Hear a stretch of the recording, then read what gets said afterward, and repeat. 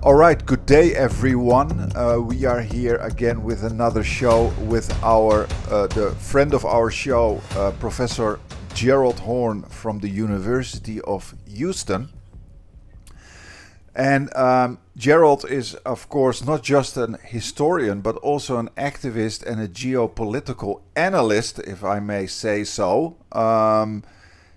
To see what Gerald has done, I would advise you guys to simply Google him. You will find all his amazing books. And we invited you today, Gerald, not because you're just a historian, but like I said, you're a geopolitical analyst, and in my opinion, far ahead of many of the usual suspects in the Western sphere of geopolitical analysts, most of whom have a background in the political sciences. And in my opinion, what makes Gerald's analysis so unique is that you often apply a grand perspective onto what we are seeing today, a perspective through the lens of history, you could say. And that also is the reason, I think, why I often hear and see you being frustrated, Gerald, because I see you often wonder why people have not learned from the past when it comes to the things that we see today. And therefore, Peter and I wanted to talk to you today about Iran and what is going on here with regards to US imperialism. So, my question is, could you give us an update about where we are right now vis-a-vis the war in Iran? And what are the kind of issues you feel are crucial to highlight but are consistently being missed in the mainstream of independent media? Well, first of all, thank you for inviting me. Second of all, I share what seems to be a gathering consensus that this debacle in Iran, ignited by Israel and the United States of America, is in many ways a Suez moment for U.S. imperialism. Recall what happened in 1956 when once again Israel, in league with France and the United Kingdom, attacked Nasser's Egypt over control of another important artery, speaking of the Suez Canal. They beat a hasty retreat, not least because of intervention by the Soviet Union, even President Eisenhower. And in many ways, that was a turning point for the British Empire, which from that point forward began to tie its apron strings more closely to that of Uncle Sam, leading to the so called special relationship, although 70 Night London referred to it as the special situationship, which I think is more accurate. And then France took a contrasting point of view in attempting to develop various sorts of alternatives to U.S. imperialism, most of all, mostly frustrated or not conducted in an expert fashion. Although I was told repeatedly in the run up to last week's vote at the United Nations on the Bahrain resolution seeking a motion that would authorize use of force against Iran, a double veto by Russia and China. I was told repeatedly that up until the casting of the votes, that France would have gone along with that. But of course, they did not. And perhaps that's the ultimate commentary. But in any case, I think it's also fair to suggest that this may also be a kind of turning point for US imperialism in terms of its downward slide. And you can see the flailing of Mr. Trump as either a sort of subjective reaction on his part, or you can see it as objectively the fact that US imperialism is flailing because it's losing its once preeminent position and does not know how to react or know what to do. Now, with regard to the essence of your question, uh, if you look at Mr. Trump's profane social media posts, for example, threatening civilizational erasure to Iran. Many of our liberal friends, they act as if this is contrary to what the United States has done over the centuries. But one does not have to be a specialist in terms of the history of the indigenous population of the United States of America to understand that it was precisely genocide that was perpetrated against the indigenous population. And you can draw a straight line, not only from the genocide perpetrated against the indigenous population in North America to Mr. Trump's social media post of a few days ago, just like the kinds of tactics that have been used. You're in the midst of negotiating and you begin bombing. Uh, that was a frequent measure used against Native American nations, just like the idea of killing your negotiating partners was frequently deployed against Native American leaders, up to and including poisoning them when they came for a meal. And I think that part of the problem that I have detected with regard to many of the analysts who are looking at the United States of America is that apparently they're not aware of the history of the United States of America.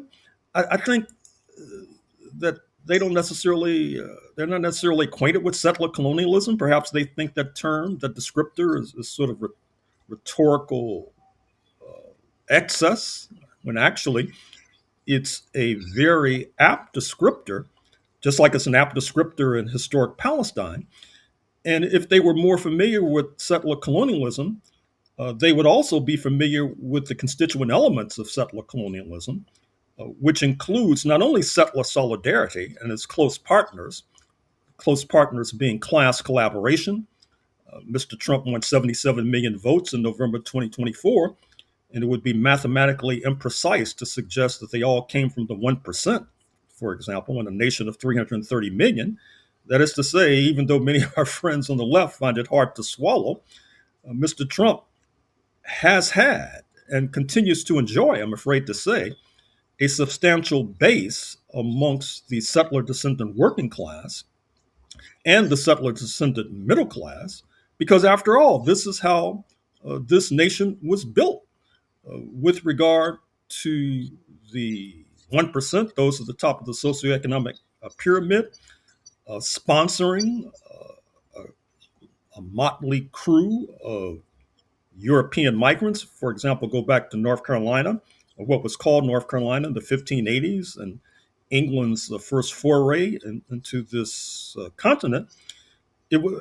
I talk about this at length in my book on the 16th century, that the 1% in London basically sponsored these middle class and working class and lumpen elements to come to what they called North Carolina to uproot the indigenous population. With a little bit of luck and a lot of pluck, they could then kidnap Africans and get them to work for free and enjoy the so-called American dream. And it's always distressing to me, and I think this is what you're referring to, when this elementary history is oftentimes neglected or ignored. And I oftentimes wonder, why is it ignored? Because if you're going to pronounce on a country like the United States of America, which many understandably do, you should at least acquaint yourself with some of the history, for example. And I recall in the run up to the November 2024 election, many of our friends globally, many of them speaking with these plummy British accents, were swallowing wholly the propaganda from Mr. Trump that he would not be engaged in forever wars. And I was wondering, why do they believe that? I mean, why the naivete? And it continues to befuddle me. Yeah, to continue a bit with that Suez comparison, um, I very much like the idea because of the outcome. But any idea that I like, I always interrogate because I worry that it's my wishful thinking taking over. When I think about the Suez comparison, I think back then you had Britain and France still had militaries that were built to be global. the US had a military built to be global, a little more recent, but far more powerful. Today, we've got the US having the only military in the world, really, that's built to be global and to exert power everywhere around the world. And the second closest in terms of military power is China, which is built simply to defend its own country. So given that difference in the balance of military forces with today's Suez, so to speak, not having that potential replacement in terms of military power, do you think that how does that factor into your analysis? And do you think that that's a really a material element that will fundamentally change the or is likely to fundamentally change the outcome compared to the outcome of Suez?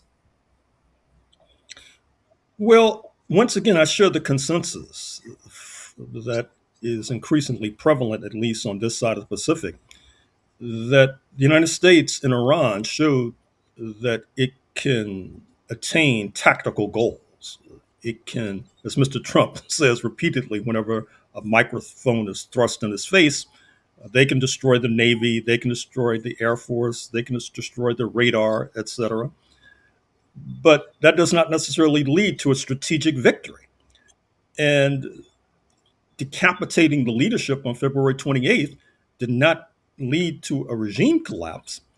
And in fact, as you begin to sift through the tea leaves, what I think is important from a strategic point of view is the fact that Spain has forbidden U.S. military forces from using its airspace to get involved in this conflict, that there is now a beef and a tiff between neo-fascist Prime Minister Meloni of Italy and Mr. Trump over a similar issue, not to mention his rather extraordinary attack upon His Holiness, the Pope, which did not go down very well in Italy.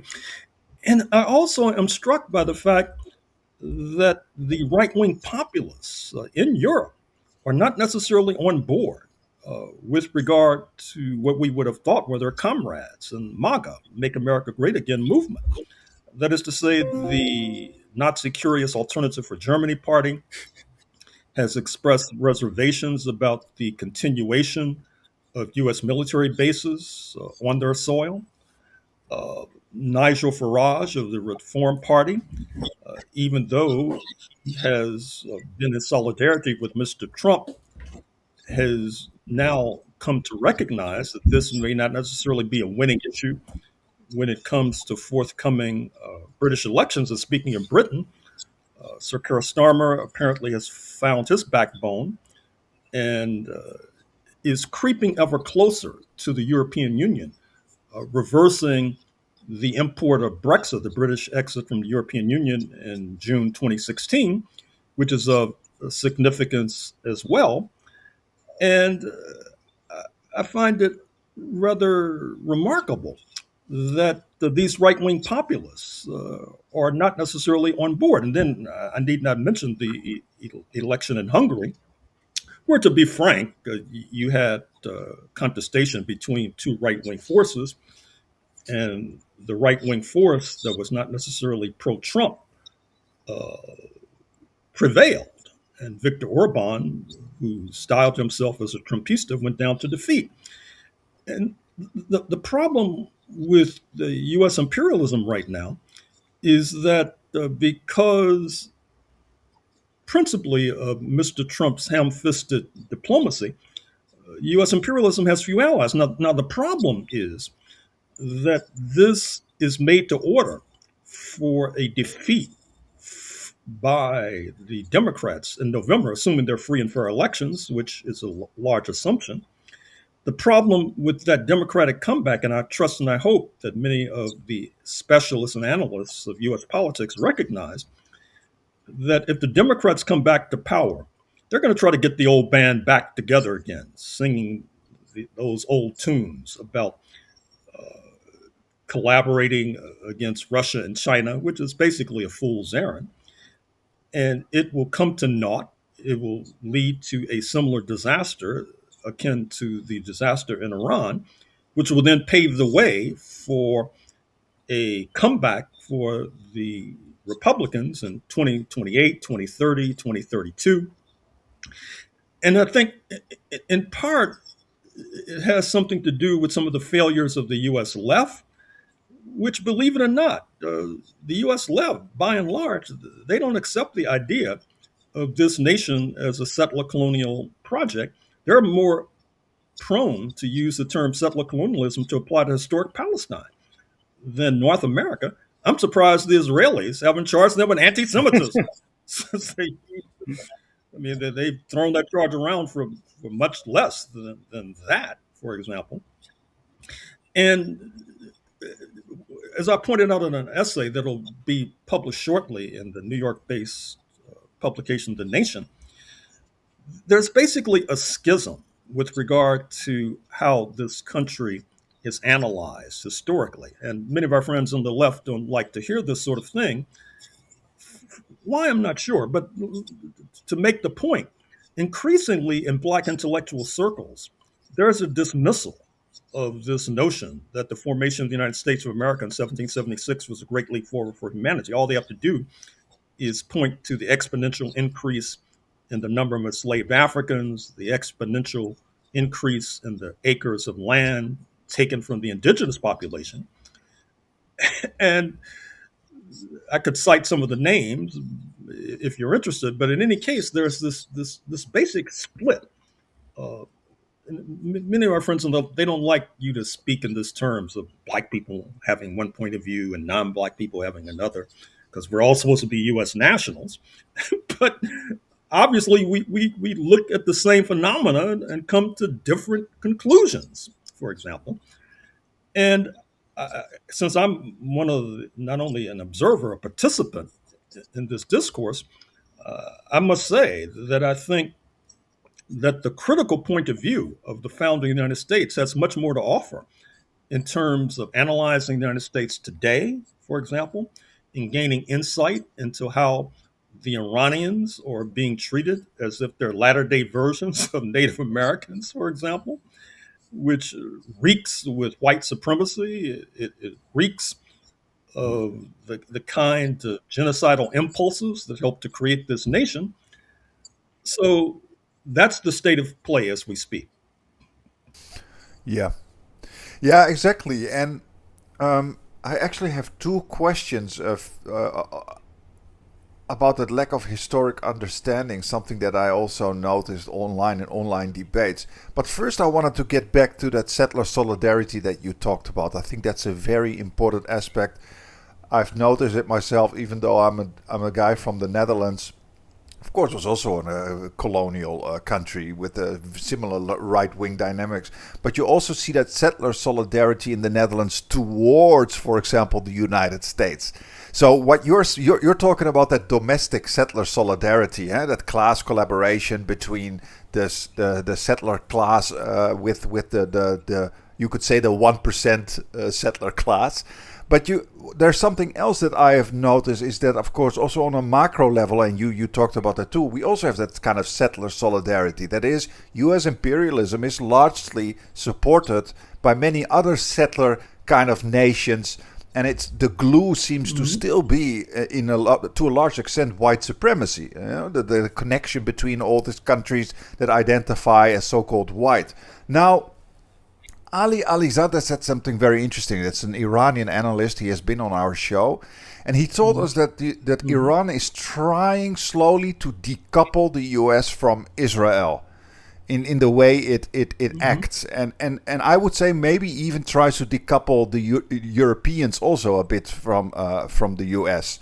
And it seems to happen slightly in the sense that you see in the United States, of course, right wingers starting to question the relationship with Israel. Of course, the reasons they give for it again show some kind of historical misunderstanding. But my question is, what do you see when it comes to settler solidarity on an international level now that the Iran war is happening? Do you also see kind of cracks happening in that settler solidarity internationally? Oh, clearly. I mean, I made reference to it with regard to the confrontations between Mr. Trump and Prime Minister Maloney, Mr. Trump and Prime Minister Keir Starmer.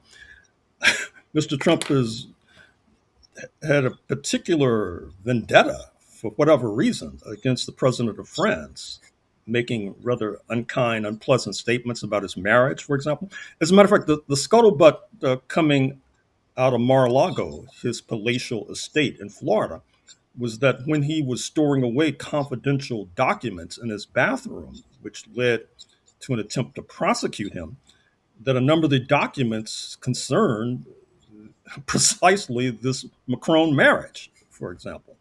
I'm not sure why he's so obsessed with this marriage, besides perhaps the age disparity between the two. But in any case, they're clearly splits because obviously U.S. imperialism is an unsteady force right now. It's leading to the discombobulation of the global economy with the rise of barrels of petroleum. It's benefited Russia, which has led to consternation in Western Europe and the European Union, for example.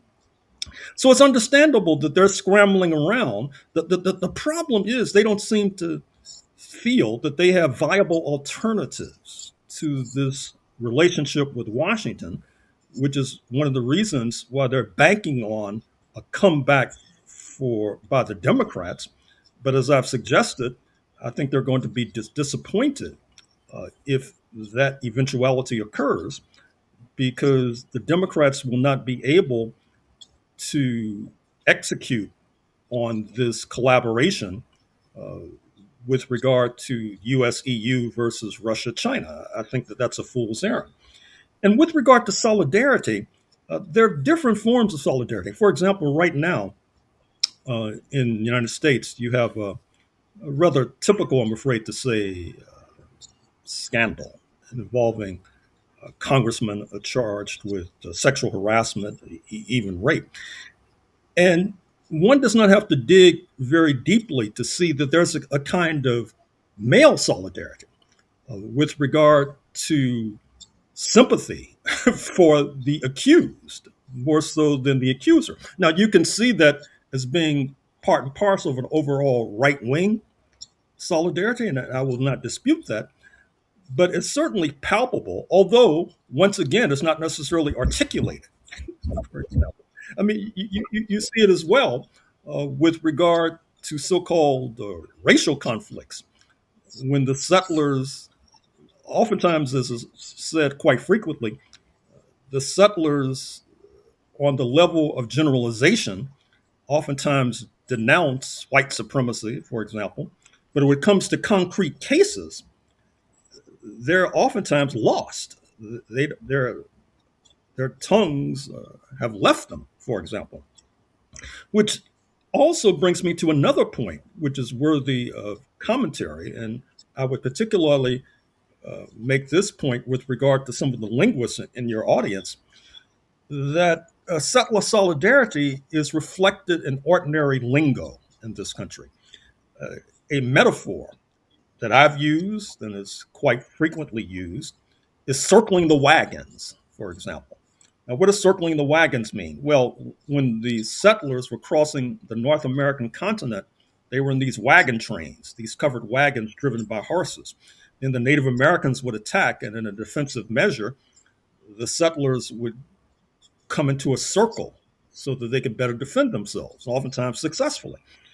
And so, in the English language that's used in the United States of America, circling the wagons is a metaphor frequently used to describe how forces under siege of whatever stripe come to each other's defense, for example. And I don't see that particular metaphor as being trivial or being coincidental. I think it's deployed because it represents, in some ways, the process whereby the indigenous were defeated and the settlers were able to seize power. And let me also say that I have a particular bone to pick with our friends in Canada because they're the next door neighbors, and so they really should know better. I mean, you have folks in Canada who, understandably, they are upset with the reality that King Charles III is their head of state, and so they call themselves small r Republicans or anti-monarchists. But you would think that, given their understanding of the United States of America, that before they begin touting republicanism with a small r, that they would at least try to draw some lessons from the Republican experiment south of the border in the United States of America. And you know what's interesting about the United States of America is that you can wake up many of these people in the middle of the night and they'll start prattling and prating and babbling about the real and imagined abilities and weaknesses of the socialist experiment. But they don't even conceptualize or problematize the nature and the weaknesses of republicanism, because it was clear that republicanism came into being not in an idealistic sense, philosophically idealistic sense, because you had these great men who came up with these ideas. It came up as an improvisational response to the correlation of forces. That is to say, that the settlers were in need of warm bodies in order to confront the indigenous and contain the African enslaved. And so they began to try to have a kind of combat pay for settlers embodied in what are called bourgeois liberties or democratic rights, for example, which obviously didn't apply to my ancestors. It didn't apply to Native American. I mean, that's clear. And I would have expected that many of our Canadian friends would have been stressing this. And now, of course, they're under the gun. Mr. Trump wants to make Canada the 51st state. But even with this pressure, as a person who lived in Canada for most of last year in British Columbia, I don't detect in any sort of ideological or intellectual ferment in terms of the critique of the United States of America. In fact, I'm publishing a book in a few months that's sort of a comparative analysis of British Columbia and the U.S. states due south. Needless to say, BC comes off smelling like a rose compared to Oregon and the state of Washington. And it also had a different approach to the indigenous population. Now, this is not the end of the show.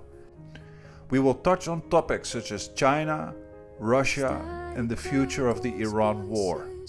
To see the full show, subscribe to our Substack. YouTube is squeezing the hell out of our channel, so we hope to slowly get away from YouTube. Come to our Substack to see the full show. Link is in the description. No change, no silence.